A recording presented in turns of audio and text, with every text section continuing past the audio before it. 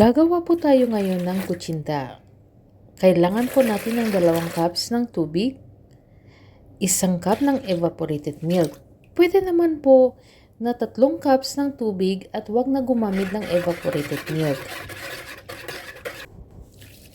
Half tablespoon ng annatto powder, 1 cup ng brown sugar, at 1 tablespoon ng lihia water.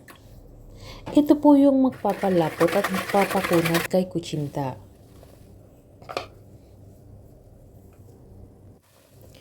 Isang cup ng all-purpose flour, 1 cup ng tapioca flour, at i-mix po natin lahat ng ingredients.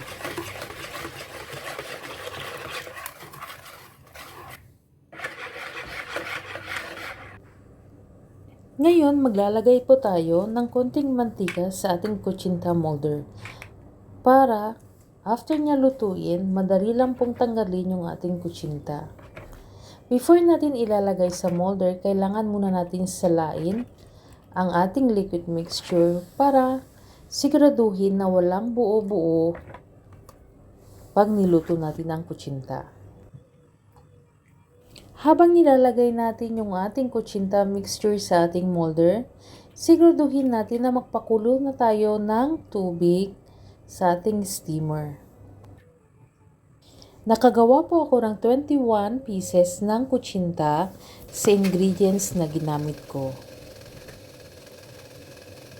Lutuin po natin yung ating kutsinta for 20 minutes. In medium heat po yung ating apoy. Sa ingredients na to, pwede nyo naman po i-disregard yung evaporated milk at gumamit lang ng 3 cups ng tubig. Pero pag gumamit po kayo ng evaporated milk, medyo mas masarap siya, mas creamy, kaya yung kulay ng ating kutsinta naging ganito.